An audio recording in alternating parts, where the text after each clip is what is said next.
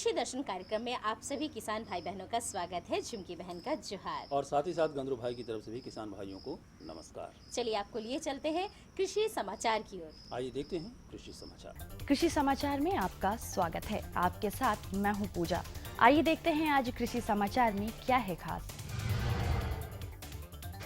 राज्य के किसानों को 50% अनुदान पर मिलेगा कृषि यंत्र। पिछले दिनों नामकुम के डुंगरी गांव में हुआ IPM ओरिएंटेशन प्रशिक्षण कार्यक्रम। नवजात बछड़ों के साफ सफाई और प्राथमिक उपचार पर दे विशेष ध्यान। और अब समाचार विस्तार से। जिला कृषि कार्यालय रांची द्वारा जिले में राष्ट्रीय खाद्य सुरक्षा मिशन योजना के तहत 50% अनुदान पर विभिन्न कृषि यंत्रों का वितरण किया जाएगा। कृषि यंत्र और उस पर दी जाने वाली अनुदान राशि इस प्रकार है। कोनोपिडर पर 3,000 रुपए, knapsack sprayer 3,000, zero till seeds driller 15,000, seeds drill 15,000, power weeder 15,000, zero till multi crop planter 15,000, rotavator 3,000, pump set 10,000, mobile sprinkler rain gun 15,000 और पंप से खेत तक पहुंचाने के लिए पाइप पर 10,000 रुपए की अनुदान राशि दी जाएगी। पिछले दिनों नामकुम प्रखंड के डुंगरी गांव में कृषि मंत्रालय के केंद्रीय एकीकृत नासी जीव प्रबंधन केंद्र द्वारा खरीफ फसलों के लिए IPM ओरिएंटेशन प्रशिक्षण कार्यक्रम का आयोजन किया गया। प्रशिक्षण में करीब 60 किसानों ने भाग लिया। उन्हें बीज शोधन, कृषि में नासी जीव की आर्थिक क्षति, कीटनाशकों से मनुष्य पर होने वाले प्रभाव, बीज का महत्व, बीजोपचार की विभिन्न विधियां और समेकित फसल उत्पादन प्रबंधन के बारे में बताया गया। पशुपालक अपने नवजात बछड़ों के बेहतर देखभाल के लिए जन्म लेने के तुरंत बाद हल्के गर्म पानी में कपड़ा भिगोकर उसके बदन को पोंछकर अच्छी तरह साफ कर दे। साथ ही नाल को नाभि से 2 इंच छोड़कर काट दे और एंटीसेप्टिक लगा दे। गौपालन से जुड़े पशुपालकों को वैज्ञानिक सलाह दी जाती है कि उनकी गायें जब बछड़ों को जन्म देती हैं उस वक्त बच्चों की स्वच्छता, स्वास्थ्य और खान पान पर सावधानी पूर्वक देख रेख करने की जरूरत होती है। किसान भाइयों, जो भी आप गाय पालन से जुड़े हैं, मैं बताना चाहता हूं कि बछड़ों का देखभाल बहुत ही ज़रूरी है। जब छोटे जो बछड़े होते हैं उनका देखभाल में सबसे ज़रूरी चीज़ है कि जब जन्म होता है उस समय उसको साफ़ कपड़े से या गर्म पानी से, हल्का गर्म पानी से कपड़े के साथ उसके पूरे शरीर को वॉश करें। किसी तरह का झिल्ली अगर उसके बदन पे, नाक के पास, मुँह के पास अगर हो तो उसको तुरंत साफ़ करें। उसके अलावा सांस लेने में कि अगर तकलीफ़ हो रही है तो उस पर ध्यान दें और उसे सहायता करें जिससे कि वो सांस लेने में तकलीफ़ नहीं हो। दूसरा चीज़ है कि उसके बाद जो है कि उसका नेवल कॉर्ड, जिसको कहते हैं कि नाभि से जो जुड़ा होता है, नाभि के पास उसका जो नेवल कॉर्ड होता है उसको 1 से 2 इंच छोड़ करके उसको कटिंग करके वहाँ पे एंटीसेप्टिक जरूर लगाएं, क्योंकि ये जो नेवल कॉर्ड होता है यहीं से इन्फेक्शन का चांसेस ज़्यादा होता है और नेवल इल नामक बीमारी जो होती है बछड़ों में होती है, जिससे कि बछड़ों की मृत्यु दर काफ़ी बढ़ जाती है। तो ये 2 बातें हैं कि बहुत ज़रूरी है। उसके अलावा तुरंत कोलोस्ट्रम फीडिंग कराएं, जो खीस जिसको कहते हैं, वो 1.5 से 2 घंटे के बाद जो है उसको तुरंत माँ के साथ दे दें, या फिर अलग से निकाल करके अगर बिनिंग बछड़ों को अलग करते हैं, तुरंत करते हैं, तो उसको कोलोस्ट्रम को निकाल करके पीने में मदद करें, या फिर जो है कि बछड़ों को माँ के साथ रखते हैं और उसको कोलोस्ट्रम जो है वो पिलाएं। और इस समय ध्यान देना चाहिए कि बहुत ज़्यादा उसको नहीं पिलाना, नहीं तो उसमें डायरिया का प्रकोप हो सकता है। राज्य के किसान मटर की आगात खेती के लिए अर्केल, मध्य खेती के लिए स्वर्ण आभा और स्वर्ण मुक्ति तथा पिछात खेती के लिए बॉर्न विले और पंत उपहार नामक उन्नत प्रभेद लगाएं। झारखंड के कृषि मौसम को ध्यान में रखते हुए मटर फसल से अच्छी आमदनी प्राप्त करने के लिए मटर की मध्य खेती सहित आगात और पिछात खेती पर भी ध्यान देना होगा। साथ ही इन मौसमों के लिए अनुशंसित उन्नत प्रभेदों का चयन करना होगा। मटर की खेती करना चाहते हैं तो आप जिसमें 20 से 25 किलोग्राम प्रति हेक्टेयर की आवश्यकता बीज की होती है, उसको जैसे कि आप मतलब 12 घंटे पूर्व अगर उसमें आप पानी में भिगो करके और उसको आप तब और साथ में खासकर राइजोबियम कल्चर से ट्रीटमेंट कर लें तो आपकी जो है अंकुरण क्षमता भी बढ़ती है। और जिसमें नाइट्रोजन, चूँकि ये दलहनी फसल होती है तो दलहनी फसल में नाइट्रोजन फिक्सेशन का भी काम मटर करती है, तो ये अच्छा है कि आप इन चीज़ों का ख्याल रखते हुए तब आप बीज की बुआई।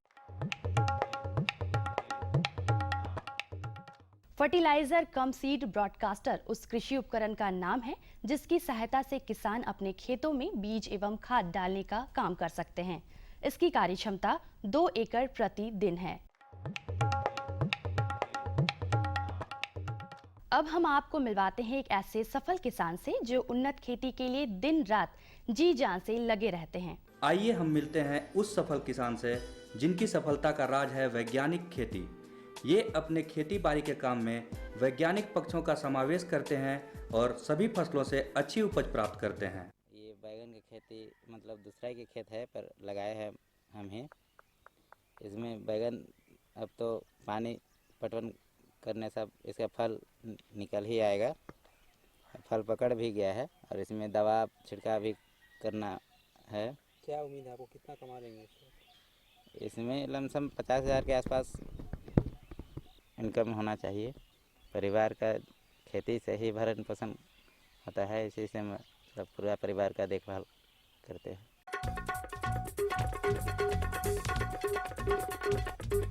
और अब एक नजर राज्य के 5 प्रमुख शहरों के मौसम के मिजाज पर।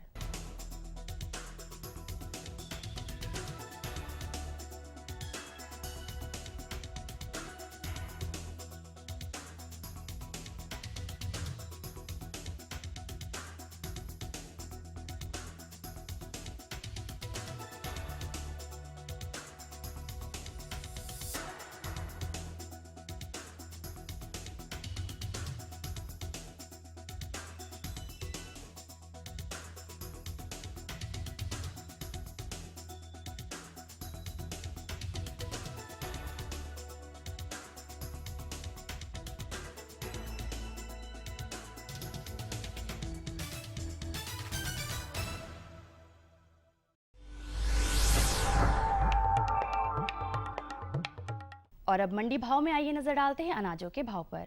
आज कृषि उत्पाद बाजार समिति पंडा रांची में विभिन्न खाद्यान्नों के थोक भाव कुछ इस प्रकार दर्ज किए गए।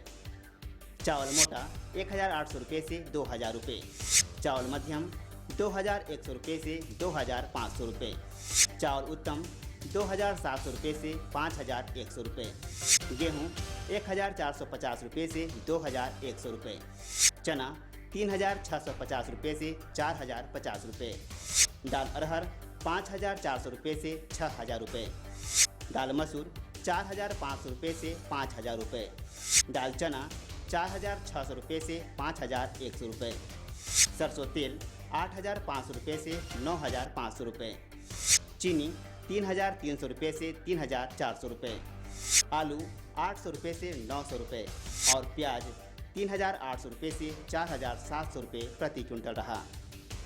कृषि समाचार में आज इतना ही। अगले दिन अगले अंक में फिर होगी मुलाकात कुछ ताज़ा तरीन खबरों के साथ। तब तक के लिए दीजिए इजाजत। नमस्कार, जोहार। कृषि समाचार के अंतर्गत आपने जानकारी ली मंडी की भाव के बारे में, मौसम के मिजाज के बारे में और खेती बाड़ी के बारे में। लेकिन अब वक्त हो चला है छोटे से विराम का। तो इस विराम के बाद हम पुनः हाजिर होते हैं। तब तक आप बने रहिए हमारे साथ। ये लो और बताओ। बस। अरे ये क्या भैया जी, बस इतनी सी रासायनिक खाद? किसानी छोड़ रहे हो क्या? किसानी नहीं, नादानी छोड़ रहे हैं। मिट्टी की जांच कराई है। अब तो लालाजी जितनी जरूरत है उतने ही उर्वरक खेत में डालेंगे। हाँ, किसान भाई आज ही अपने जिले की नजदीकी भूमि परीक्षण प्रयोगशाला में मिट्टी की जांच जरूर करवाएं और मिट्टी में पोषक तत्व, नमी व पौधे के विकास को देखते हुए केवल जरूरत के अनुसार ही पोषक तत्व डालें। और हाँ, मिट्टी में गंधक, जस्ता, बोरोन जैसे सूक्ष्म पोषक तत्वों का पता लगाना भी न भूलें। उर्वरक और जैविक खाद के सही उपयोग से भूमि का उपजाऊपन बनाए रखें, उत्पादकता बढ़ाएं, खर्चा घटाएं और बहुमूल्य विदेशी मुद्रा बचाने में भी सहयोग दें। और हाँ, धीमी गति से नाइट्रोजन उपलब्ध कराने वाले उर्वरकों जैसे नीम लेपित यूरिया को प्राथमिकता दें और यूरिया का पत्तों पर छिड़काव करें। अरे वाह, तू तो सचमुच समझदार हो गया रे। अधिक जानकारी के लिए संपर्क करें जिला कृषि अधिकारी या किसान कॉल सेंटर। अम्मा खाना दे दो ना। सबर कर गोलू, अभी दाल नहीं गली है। तू फिक्र ना कर गोलू की अम्मा, अब की बार अपनी दाल खूब गलेगी। क्या मतलब जी? अब की बार NFSM के तहत दाल की पैदावार को बढ़ाने के तरीकों को दिखाने के लिए देश में 1000 क्षेत्र चुने गए हैं, जिसमें हमारा इलाका भी आ गया है। पर इससे हमें क्या फायदा? हमें 5 एकड़ खेती के लिए खाद, और कीटनाशक के अलावा बढ़िया बीजों की एक मिनी किट भी मिलेगी। इतनी दाल का करेंगे क्या जी? अरे भगवान, सरकार ने दलहन का समर्थन मूल्य भी खूब बढ़ा दिया है और इनकी खरीद का भी पूरा इंतजाम कर लिया है। इससे आमदनी बढ़ेगी और फिर हमारा गोलू अच्छे स्कूल में जाकर के कृषि।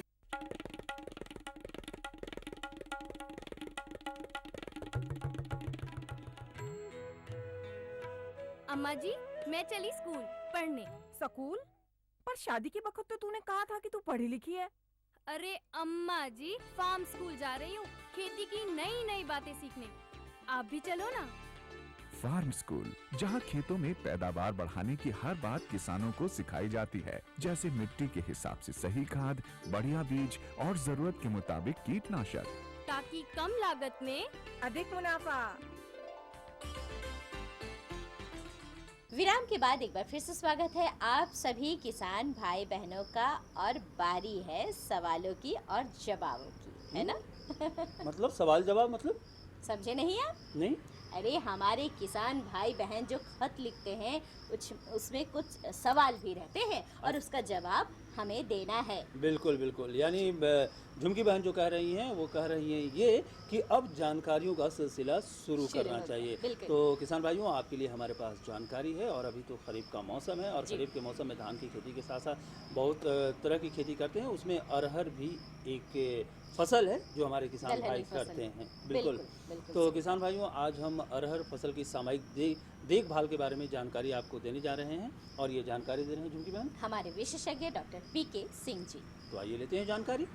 किसान भाइयों, जैसा कि हम जानते हैं कि हमारे झारखंड प्रदेश में अरहर की खेती बड़े पैमाने पर किया जाता है और उसमें समय समय पर बहुत से मुश्किलों का सामना भी करना पड़ता है हमारे किसान भाइयों को। तो उसमें सामयिक देखभाल के बारे में आज हमारे साथ डॉक्टर पीके सिंह मौजूद हैं, जो कि अरहर की खेती में सामयिक देखभाल के बारे में आपको जानकारी देंगे। डॉक्टर साहब, सबसे पहले तो हम ये जानना चाहेंगे कि अभी की अवस्था में किसान भाइयों को सामयिक देखभाल के लिए अपने खेतों में क्या करना चाहिए? देखिए, जहाँ तक झारखंड राज्य में है, अरहर की खेती बहुत व्यापक पैमाने पर होती है और ये खरीफ के मौसम में होता है। एक्चुअल में अक्सर होता ये है कि हमारे किसान भाई खरीफ के समय में अरहर की तो लगा तो देते हैं और बाकी समय में वो जा कर के धान की रुपाई करने लगते हैं, उसी में व्यस्त हो जाते हैं धान की रुपाई करने में। और ख़ास करके रुपाई के समय में वो अरहर के खेत में उसकी जो खरपतवार होता है उसको नहीं निकाल पाते हैं, उस पर वो ध्यान नहीं दे पाते हैं खरपतवार निकालने के लिए। और इसके वजह से ये होता है कि चूँकि उनका श्रम जो है, चूँकि उनका मुख्य फूड खाने का धान है, उस धान में ज़्यादा समय लगाते हैं। तो अब हमारे किसान भाई धान की रोपनी जहाँ भी हो गई वो कर लिए होंगे, तो अब वो कम से कम अरहर की खेत में चले जाएं और जो भी खरपतवार वगैरह हैं उसको तुरंत निकाल के साफ़ कर दें। इससे ये होगा, खरपतवार निकाल देने से पौधों की बढ़वार होगी और काफ़ी ये अच्छा वृद्धि करेगा। और खरपतवार निकाल देने के बाद खेत में हवा लगता है, थोड़ा सा सूरज की रोशनी आती है, इसलिए पौधे की बढ़वार भी बहुत अच्छी होती है और फसल भी उत्तम होता है। तो अभी के समय में जो किसान भाई खरपतवार नहीं निकाल रहे हैं उसको तुरंत निकाल दें और ये हो थोड़ा सा अपना मिट्टी उसके जड़ के पास डाल दें। और दूसरी बात ये ध्यान देने वाली है अभी कि अभी जो वर्षा का समय है तो ये निश्चिंत कर लें किसान भाई, क्योंकि दलहन है अरहर, उसमें जल निकास होना बहुत ज़रूरी है। खेत में पानी ना लगे, अगर पानी लगेगा तो सारा वो मेहनत बेकार हो जाएगा, तो उसकी वो ध्यान रखें। तो डॉक्टर साहब, जैसा कि अभी आपने बताया कि वर्षा का मौसम है, तो इस मौसम में हमारे किसान भाइयों के खेत में कीड़े मकोड़े भी बहुत ज़्यादा लगते हैं, तो वो कौन कौन से कीड़े हैं और उनसे बचने के उपाय क्या क्या हैं? देखिए, अरहर के खेत में खास करके लंबी अवधि की फसल होती है, तो इसमें बहुत सारे कीड़े लगते हैं। और अभी के वर्तमान समय में किसान भाई देख रहे होंगे, उनके खेतों में दिख भी रहा है अभी कि पत्ती लपेटने वाला कीड़ा लगा हुआ है। पत्ती को लपेटने वाला कीड़ा उसके अंदर लपेट करके वो अंदर चला गया है और उसको खा करके वो कमज़ोर कर रहा है। दूसरा एक कीड़ा ये आता है, खास करके पत्तियों से मुलायम तनों से रस चूसने वाले कीड़े जो हैं, माहू हैं, जैसिड कीड़ा है, जो कि वो रस चूस लेता है।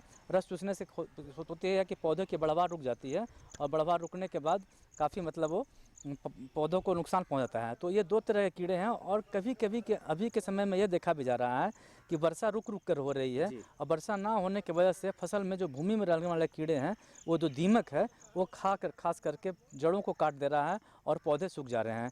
तो खास करके इन तीनों कीड़ों को अभी के समय में प्रबंधन करना बहुत ज़रूरी है। जी, तो डॉक्टर साहब, ये सारे कीड़ों से बचने का कौन कौन सी दवा हैं जो हमारे किसान भाइयों के लिए उपयोगी हो सकती हैं? देखिए, मैं सर्वप्रथम तो बताऊंगा दीमक से, कि दीमक जो है वो जड़ को काट देता है और उसके तनों के अंदर रह करके वो खाते रहता है।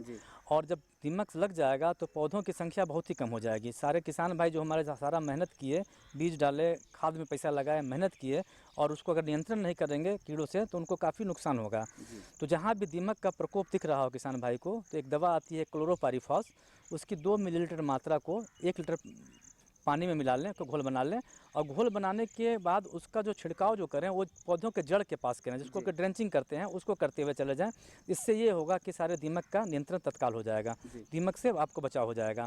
दूसरा कीड़ा जो कभी देख रहे हैं किसान भाई हमारे खेत में, पत्तियों को लपेट दिया है और मुलायम पत्तियों से, तनों से जो रस चूस रहा है, उससे कीड़ों के नियंत्रण के लिए सबसे ज़रूरी अभी के समय में ये है कि उसको आप देखें खेतों में, अगर देख रहे हैं कीड़े दिख रहे हैं तो अभी के समय में माहू भी दिख रहा है, कुछ बग कीड़े दिख रहे हैं, तो उनको मारने बहुत ज़रूरी है, उनका नियंत्रण करना बहुत ज़रूरी है। तो उस कीट के नियंत्रण करने के लिए एक दवा आती है बाज़ार में, मोनोक्रोटोफास के नाम से उपलब्ध है। उसकी 1 मिलीलीटर मात्रा को 1 लीटर पानी में मिला करके छिड़काव करें। और यहाँ भी छिड़काव करते समय इस बात का ध्यान रखना ज़रूरी है कि चूँकि ये बरसात का समय है, किसान भाई अगर दवा डाल लें, पता लगा पानी पड़ गया तो दवा का असर घट जाता है। तो ऐसी परिस्थितियों में एक टिपॉल आती है बाज़ार में, जो कि स्टिकर होता है, चिपचिपा पदार्थ होता है, उसको मिलाएं दवा में। जब दवा का घोल बनाते हैं उसको भी 5 लीटर पानी अगर आपके पास है तो 4 ml उसको मिला दिया जाता है, उससे भी काफ़ी नियंत्रण हो जाएगा। और जहाँ तक पत्ते लपेटने वाले कीड़ों की बात है कि वो पत्ते लपेटने वाले कीड़े उसी में रहते हैं। कुछ देर में देखेंगे किसान भाई कि सुबह के समय में उसे फेन जैसा निकला हुआ दिखेगा। अगर उस तरह के कीड़ा दिख रहा है तो अगर कम मात्रा में है तो वैसे पत्तियों को तोड़ लें, तोड़ करके उसको नष्ट कर दें, और नष्ट करने के बाद उसको कर दें। अगर दिख रहा है खेत में अगर है तो जो हमने दवा बताई मोनोक्रोटोफास, उसको डालेंगे तो उसी से उसका भी स्वतः नियंत्रण हो जाएगा। तो ये पत्ते चूसने वाले कीड़े, तनों से रस चूसने वाले कीड़े, पत्ते लपेटने वाले कीड़ों के लिए तो ये नियंत्रण हो गया, खास करके दीमक से बचाव के लिए भी ये हो गया। डॉक्टर साहब, जैसा कि आपने अभी बहुत से रासायनिक खाद के बारे में, दवा के बारे में बताया किसान भाइयों को, लेकिन कभी कभी हमारे किसान भाइयों के पास उतना पैसा नहीं होता उन सारे दवाओं को खरीदने के, तो घरेलू जो नुस्खे होते हैं, जो नीम के पत्तों का दवा बनती है, हाँ। तो वो सब के बारे में भी हमारे किसान भाइयों को देखिए, सबसे बड़ी जो बात है कि जैसे नीम के को देखा जाए तो उसमें जो नीम का जो बीज होता है वो सबसे अच्छा दवा होता है। तो उसमें किसान भाइयों को करना ये होगा कि जून महीने में जो नीम का बीज जो होता है उसको किसान भाई चुन के उसको रख लें। वैसे बाज़ार में भी नीम का बीज उपलब्ध है, का पाउडर जो होता है, अगर किसान भाई अपना चुन लेते हैं तो उसको मतलब बाज़ार में खरीदने से बचा जा सकता है। उसमें होता है कि आप 1 किलो बीज को चूरा बना लें, चूरा बना करके 20 लीटर पानी में डाल दें, और डालने के बाद उसको रात भर के लिए छोड़ दें, और सुबह के समय में उसे छान करके उसका छिड़काव करें। उससे रहड़ ही नहीं बल्कि अन्य कीड़ों के भी में काफ़ी ये कारगर होता है। इस प्रकार से इसका काफ़ी नियंत्रण हो जाता है। डॉक्टर साहब, आप हमारे इस कार्यक्रम में आए और हमारे किसान भाइयों को इतनी अच्छी जानकारियाँ दी। किसान भाई, ये सारे जानकारी आप पाकर हमें उम्मीद है कि आप अपने खेतों में बहुत अच्छे खेती करेंगे और खूब मुनाफा कमाएंगे। डॉक्टर साहब, आपका इस कार्यक्रम में आने का बहुत बहुत धन्यवाद। किसान भाइयों को जोहार, नमस्कार। वाह, जानकारी काफ़ी अच्छी थी किसान भाइयों, और उम्मीद है कि इस जानकारी से आपको बहुत लाभ मिला होगा। अब झुमकी बहन, क्या इरादा है? अरे मैं कुछ सोच रही थी, हमने दलहनी फसल के बारे में तो कहा, पिछली बार धान की खेती के बारे में भी कहा, अरे कुछ सब्जी वब्जी भी हो जाए। बिल्कुल भाई, और ऐसे भी हम सभी जानते हैं कि झारखंड में जो सब्जी का उत्पादन होता है बड़े पैमाने पर होता है, और हमारे किसान भाई बहुत मेहनत से सब्जी का उत्पादन करते हैं, और उसका तो जो छोटे मोटे जो बाज़ार हैं वहाँ तो बेचते ही हैं, और यहाँ से इसका निर्यात भी किया जाता है बड़े पैमाने पर सब्जी का।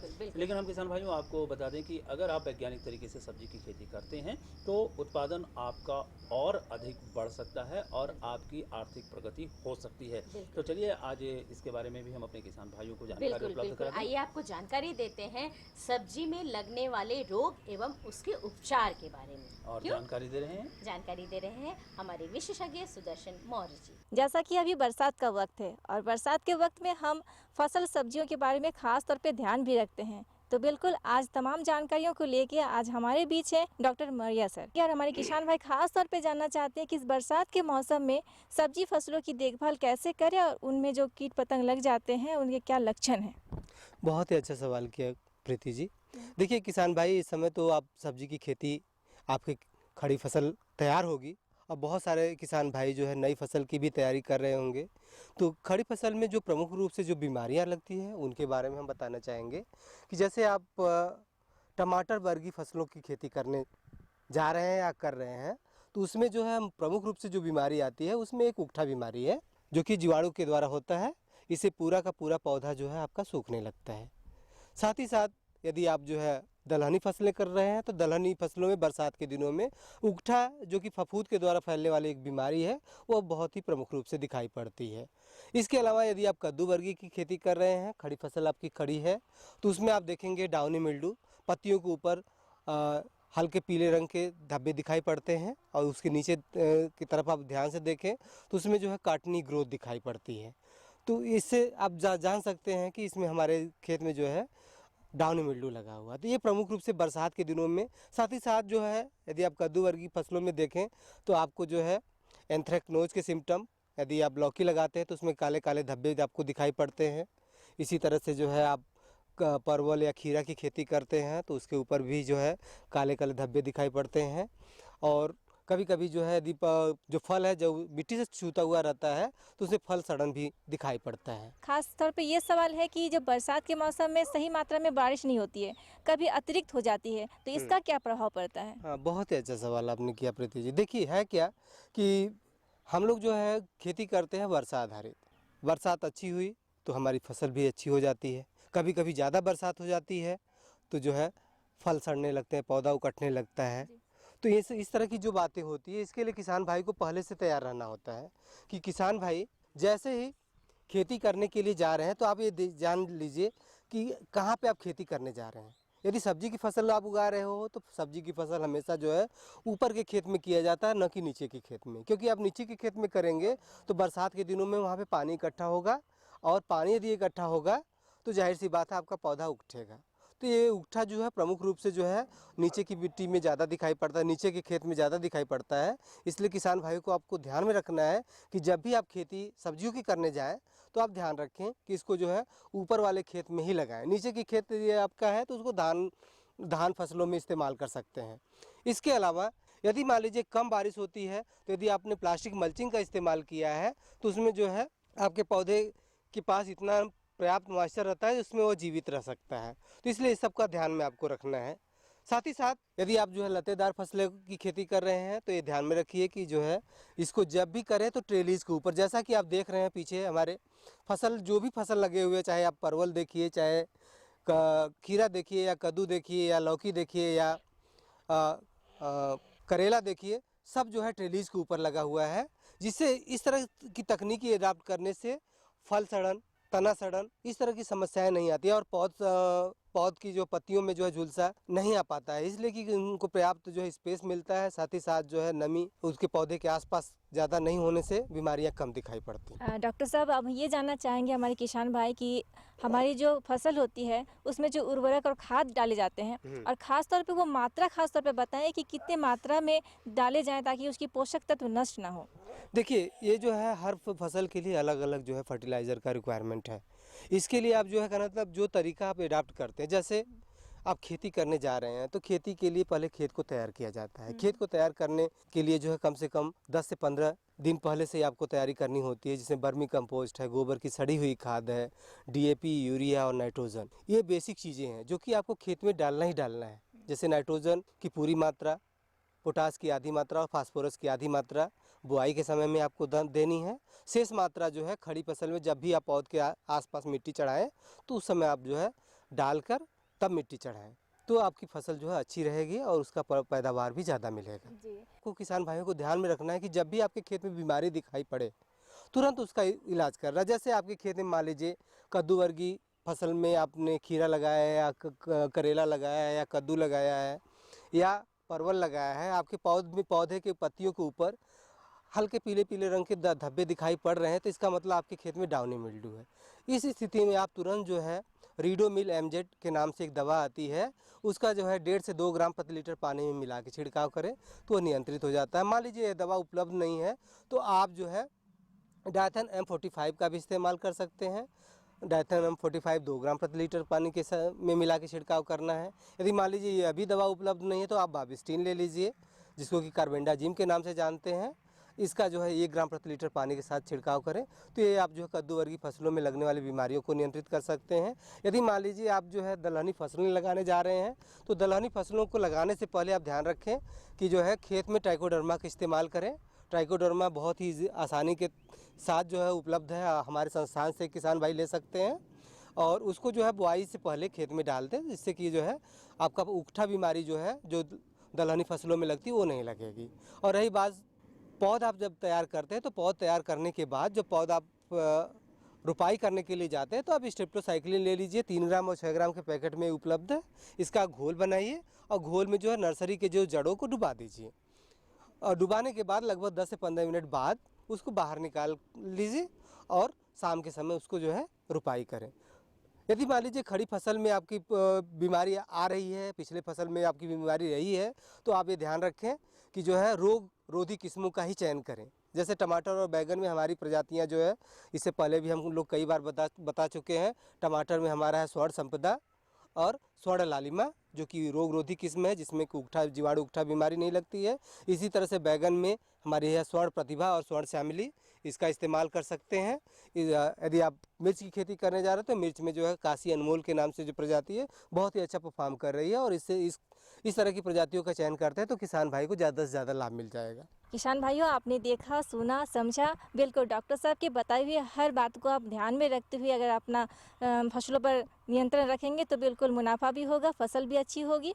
और अगली बार हम फिर और नई जानकारियों के साथ आपके बीच होंगे। डॉक्टर साहब आपका बहुत बहुत धन्यवाद। धन्यवाद किसान भाइयों। भाई, अरहर की खेती के बारे में बातचीत हो गई और सब्जी की खेती के बारे में भी बात हो गई, लेकिन अब हमारे पास समय का अभाव है, लेकिन कुछ समय और बचा है और इस कुछ समय का हम लोग सदुपयोग करते हुए किसान भाइयों को और कुछ छोटी मोटी जो जानकारी है हमारे पास वो हम दिलवा देते हैं। बिल्कुल जरूर। तो आइए किसान भाइयों, लेते हैं छोटी मोटी ये जानकारी।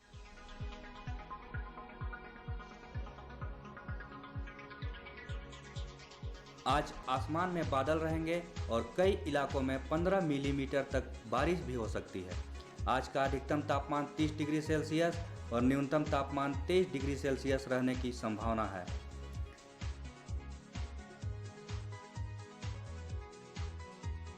बीस 25 दिन पहले रोपे गए धान के फसल में यूरिया का छिड़काव करें, लेकिन उससे पहले खरपतवार नियंत्रित कर लें। किसान अपने खाली पड़े खेत में कुल्थी लगा, उन्नत प्रभेदों में मधु या बिरसा कुल्थी 1 चुनें। बरसात के दिनों में फसलों पर दवा का छिड़काव साफ मौसम देखते हुए करें तथा घोल में 5 मिलीलीटर प्रति 10 लीटर पानी की दर से सेंडोविट या टिपोल जरूर मिलाएं। जानकारी काफ़ी अच्छी थी और अब हमारा समय भी हो चला है किसान भाइयों आपसे अनुमति लेने का। लेकिन चलते चलते अपना पता तो बता दें हम। बिल्कुल बिल्कुल। तो आप हमारा पता नोट कीजिए। हमारा पता है कार्यक्रम कृषि दर्शन, कृषि प्रकोष्ठ, द्वारा केंद्र निदेशक, दूरदर्शन केंद्र, रातू रोड, रांची, पिन संख्या 834001। तो किसान भाइयों, इसी के साथ हम सबों को दीजिए अनुमति। नमस्कार।